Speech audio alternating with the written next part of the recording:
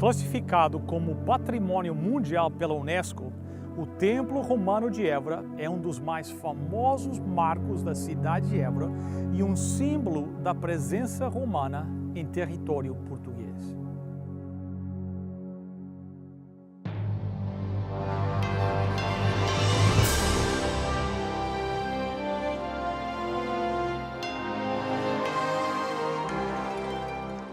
Venceu a prova do tempo. O livro de Deus, a Bíblia, ainda relevante neste mundo complexo. Está escrito Canadá, partilhando mensagens de esperança ao redor do mundo.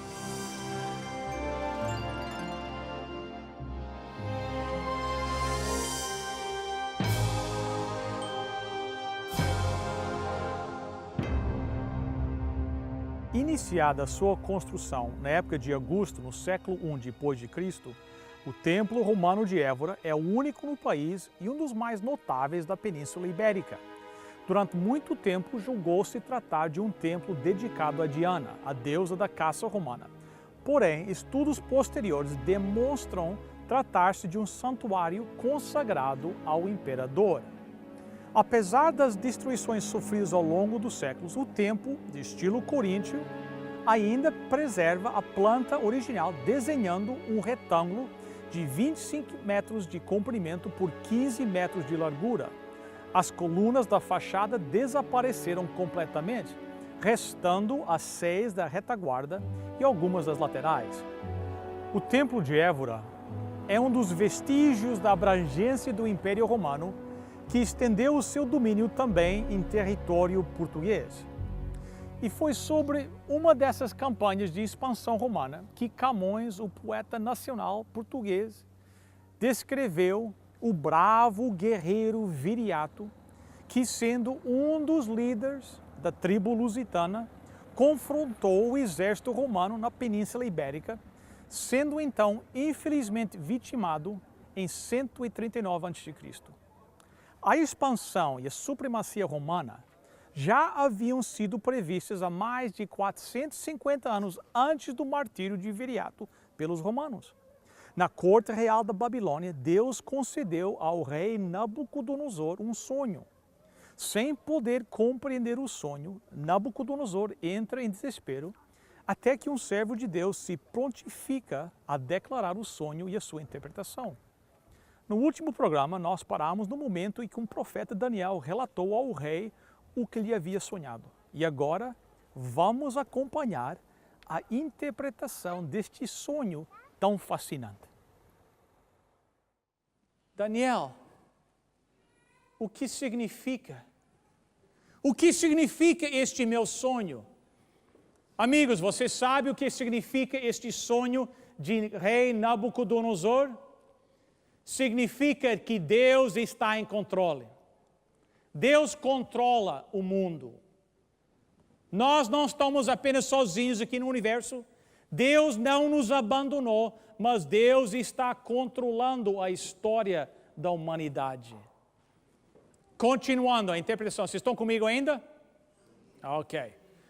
Verso 37. Tu és rei de reis, a quem o Deus do céu tem dado o reino, o poder e a força e a glória, em cujas mãos foram entregues os filhos dos homens, onde quer que eles habitem, e os animais do campo e as aves do céu, para que dominasses sobre todos eles.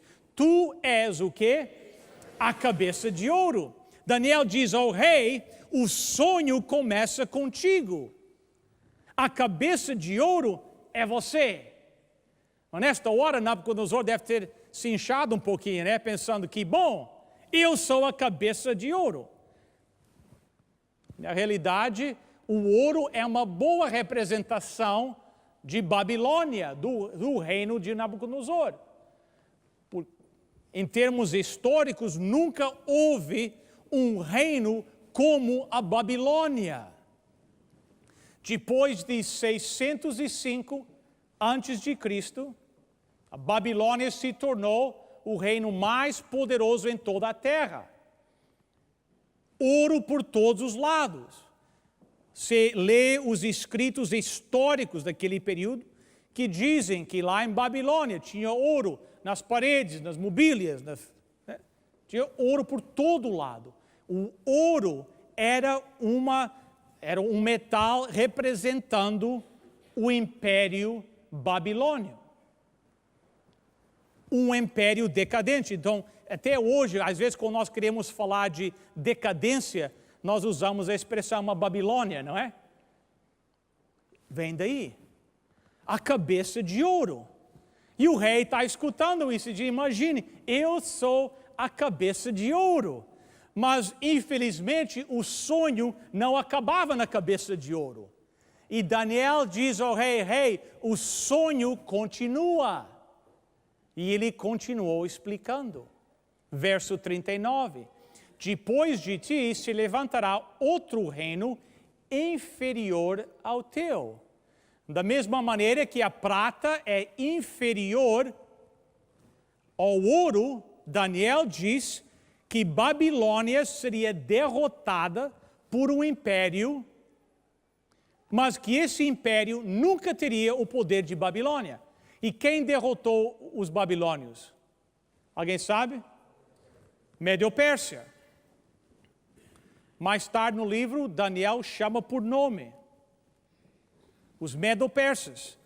E os livros históricos dizem que o reino da Médio-Pérsia se tornou famoso por receber impostos, sabe em que metal? Em prata. E da mesma maneira que a prata é inferior ao ouro, este reino dos Medo-Persas nunca atingiu o poder da Babilônia. Mas não importa. Não importa que eles não eram tão poderosos como a Babilônia, não importa que eles não tinham os recursos financeiros da Babilônia, não importa que eles não tinham o exército tão poderoso como o da Babilônia, não importa, porque Deus decidiu que Babilônia ia cair, e no dia que Deus decidiu que Babilônia ia cair, Babilônia caiu. Não importava que outro reino era inferior, porque Deus é que está encaminhando as coisas. A história do mundo vai de acordo com onde Deus encaminha as coisas. E o sonho continua. E diz que o reino da Médio-Pérsia caiu em 331 a.C. E Daniel sabia antecipadamente. Verso 39. E um terceiro reino de bronze, o qual terá domínio sobre toda a terra. Qual é o império que derrotou os Medo-Persas na batalha de Arbela em 331? Foi a Grécia, o Alexandre o Grande, os gregos. Ele conquistou o mundo mais rápido do que qualquer antes dele. A história nos diz que Alexandre conseguiu conquistar 2 milhões de milhas quadradas, não sei quanto isso é em quilômetros. Vocês fazem um cálculo depois com a calculadora. 2 milhões de milhas quadradas de território, 20 milhões de sujeitos. 20 milhões de pessoas em 2 milhões de milhas quadradas em 4 anos, mais ou menos. A história diz que Alexandre tinha mais ou menos 32 anos de idade quando ele tinha conquistado o mundo inteiro. Eles dizem que ele foi um dos maiores gênios militares. A estratégia dele. Poderoso, forte, sábio. E eles dominaram o mundo durante um período, de acordo com Deus disse. Mas a Grécia não ia durar para sempre. A Bíblia diz que depois da Grécia viria outro reino. Daniel continua interpretando o sonho. O quarto reino será forte como o ferro, pois o ferro tudo quebra e esmiuça. Como o ferro quebra todas as coisas, assim, ele esmiuçará e fará em pedaços. Os gregos duraram até quando? De acordo com a história, Alexandre conseguiu dominar o mundo, mas não conseguiu dominar a si mesmo, a si próprio. A história diz que ele bebeu demasiadamente e, a certo ponto, o seu estilo de vida causou que ele morresse prematuramente. Depois dele morrer, houve um pouquinho de luta lá para controlar o seu império, foi dividido entre 4 generais, e em 168 a.C., outro reino apareceu e acabou com os gregos. Quem é que foram? Roma, os romanos. O império que dominava o mundo quando Jesus veio a primeira vez. O império de ferro de Roma, esmiuçando o mundo inteiro. Os romanos tiveram um impacto profundo no mundo. Nós hoje falamos e pensamos muito como os romanos. Eles tiveram uma parte importante em moldar, né, como nós pensamos hoje, como nós falamos.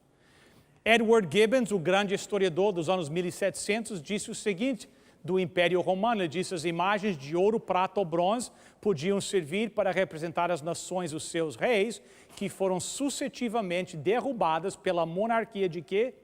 De ferro de Roma. Aconteceu exatamente da maneira que Deus disse que ia acontecer. Deus tinha a história já tudo planejado, desde o princípio. E tudo decorreu de acordo com a maneira que Deus tinha dito. Da maneira que Nabucodonosor viu em seu sonho e da maneira que como Daniel interpretou o seu sonho. E a Bíblia continua, e nós sabemos pela história que chegou a um ponto que Roma também perdeu o apoio de Deus e o Império Romano também quebrou. Daniel continua, verso 41. Quanto ao que viste dos pés e dos dedos em parte de barro, de oleiro, e em parte de ferro, este será um reino dividido, contudo haverá nele alguma coisa de firmeza do ferro, pois viste o ferro misturado com o barro de lodo. Nabucodonosor, disse o rei, disse Daniel, majestade, o quarto império, as pernas de ferro, vai quebrar em pedaços. Enquanto alguns pedaços permanecerão fortes como o Império Romano, outros pedaços serão fracos. E eles nunca vão se misturar, do jeito que o barro e o ferro não se ligam uns aos outros. Como os dedos dos pés eram em parte de ferro e em parte de barro, assim, por uma parte, o reino será forte e por outra será frágil. Quanto ao que visto o ferro misturado com barro de lodo, misturar-se-ão mediante casamento, mas leem comigo? Mas não se ligarão um ao outro, assim como o ferro não se mistura com um barro. Agora, essa é uma pergunta muito difícil para vocês. Se você não teve um acidente, quantos dedos nos pés vocês têm em total? Se teve um acidente, pode ser que é diferente, mas se não teve um acidente, quantos dedos nos pés vocês têm? 10, aqui na Europa é mesmo, né? No Canadá também é 10. 10 dedos dos pés. A estátua tinha 2 pés com 10 dedos. 10 tribos. O Império Romano, a história nos diz, foi dividida, imaginem quantas partes? 10 partes. 10 tribos dividiram o que um dia era o Império Romano, incluindo os suevos que ocuparam onde? Aqui, Portugal. E assim foi, exatamente do jeito que a Bíblia diz. E continua até hoje. A mão de Deus tem levado a história de acordo a direção que Deus quer. A Bíblia diz que eles vão tentar se unir através de casamento, e nós visitarmos estes castelos e palácios, estas obras da história aqui em Portugal, dá para perceber isso, né? Eu estava vendo um programa no outro dia agora na televisão. Tem um programa que passa aqui em Portugal, nem sei, eu acho que o senhor se chama Dr. Saraiva, não sei exatamente, um historiador, né? Excelente aquele programa, passa lá na RTP Internacional. Ele estava falando da Catarina de Portugal, que foi rainha da Inglaterra. Verdade, né? Eu não sabia. Então você vê que exatamente Daniel falou, né? Que as famílias reais, eles vão tentar trazer essa união, né? Através de casamento, mas funcionou? Não! Não funcionou. Eles dizem que a rainha Vitória,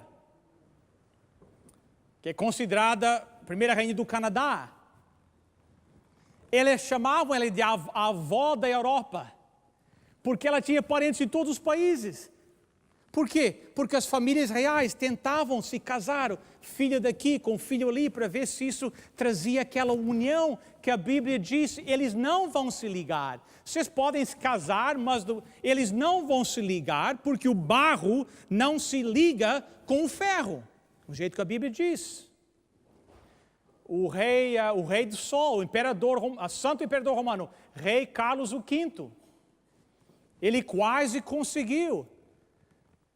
A história diz que ele é um homem muito, muito forte, muito valente.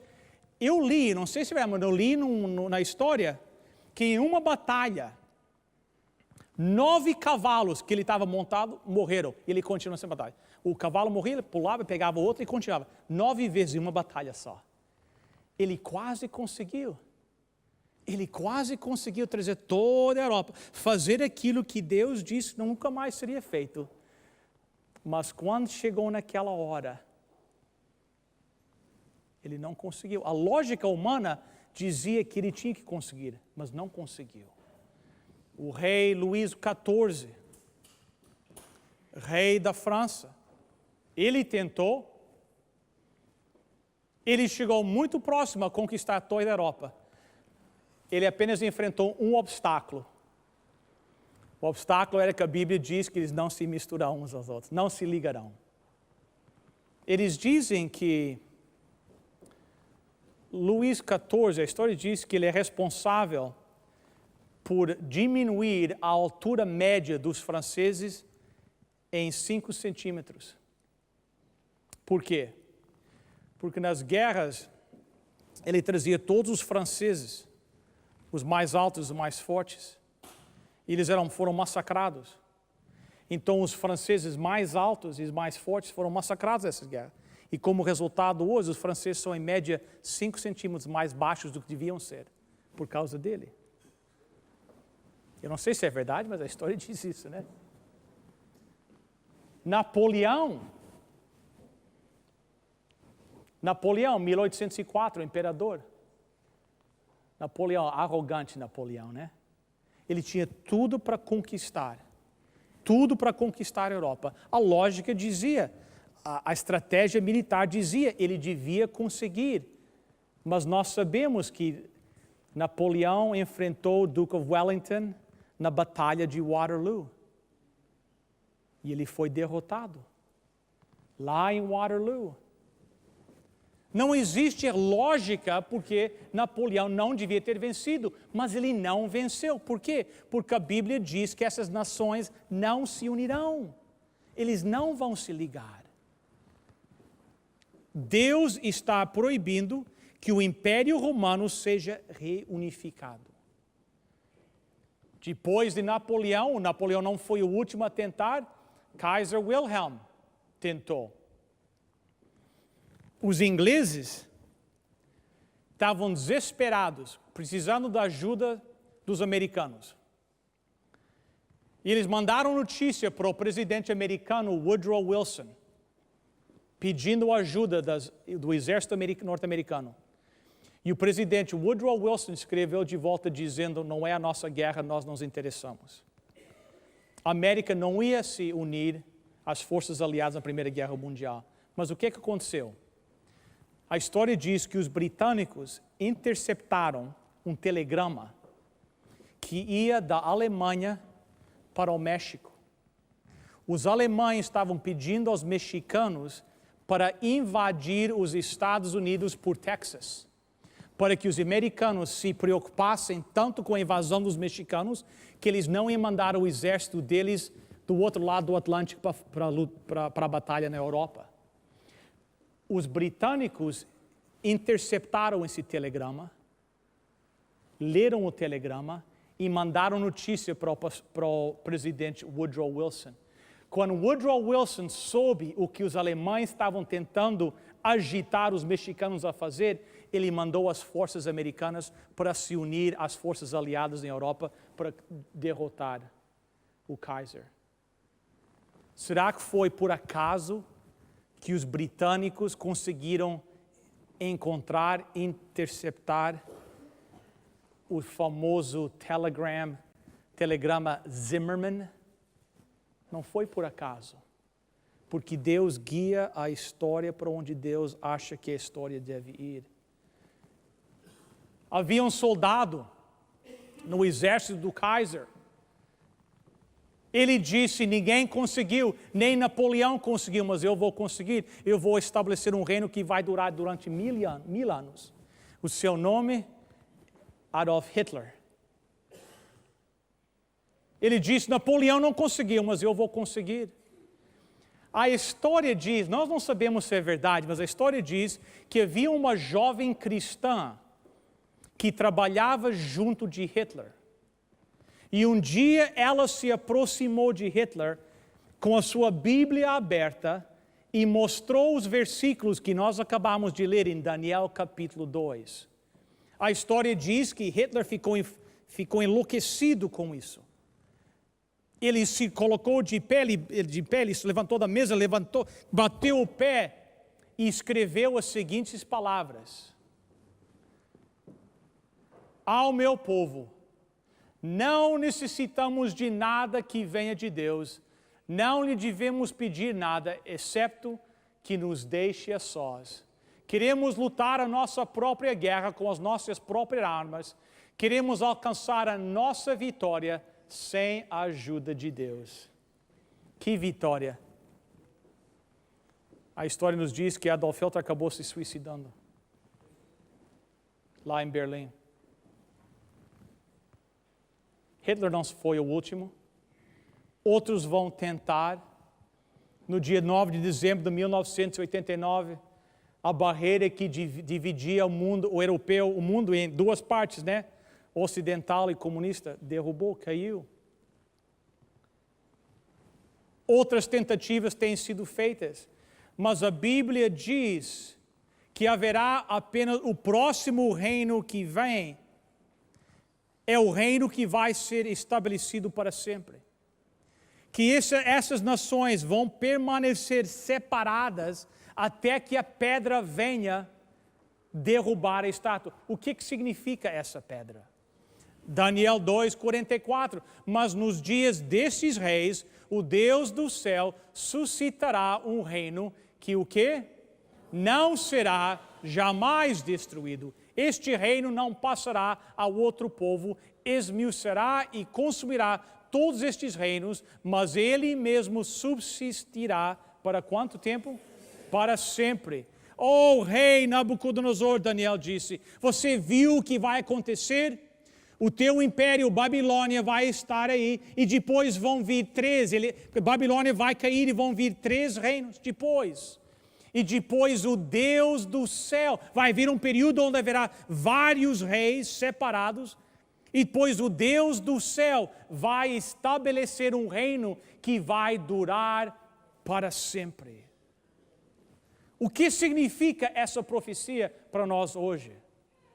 Essa profecia para mim significa o que eu falei lá no começo. E eu sentei com John, e eu cheguei a este ponto com John, o eletricista, lá em minha casa, sentado na minha cozinha. E eu disse, John, essa é a razão pela qual eu acredito que Deus está em controle. Porque tudo aconteceu da maneira que Deus disse que ia acontecer. Todos os detalhes se encaixaram perfeitamente. Babilônia caiu, veio a Medo-Pérsia, caiu, veio a Grécia, caiu, veio a Roma, caiu, dividida em 10 partes. Tudo aconteceu, João, tudo aconteceu da maneira que Deus disse. Será que tudo na profecia aconteceu? Deus não se errou em nenhum detalhe da história. Será que Ele se errou no fato que Jesus vai voltar? Eu acredito que não. Vocês percebem, hoje nós estamos vivendo naquele período daqueles 10 reinos, daqueles dedos dos pés. O próximo acontecimento na história do mundo é que Jesus Cristo vai voltar em toda a sua glória para estabelecer o seu reino, que durará para quanto tempo? Para sempre. Vejam São Mateus, capítulo 25, verso 31. E quando vier o Filho do Homem na sua majestade, e todos os anjos com eles, então se assentará no trono da sua glória. A Bíblia diz que Jesus Cristo voltará um dia. Todos os detalhes da profecia se encaixaram perfeitamente e eu acredito que esse também vai. Jesus vai voltar, Ele vai estabelecer o seu reino que vai durar para todo sempre. Chegamos ao final de mais um programa do Está Escrito, da série Contagem Decrescente para a Vida. Mas antes de dizer adeus, eu gostaria de convidá-lo a visitar o nosso website www.estaescrito.ca e entrar em contato conosco, bem, daqui do Templo de Évora até a próxima semana. Lembre-se, está escrito, nem só de pão viverá o homem, mas de toda a palavra que procede da boca de Deus.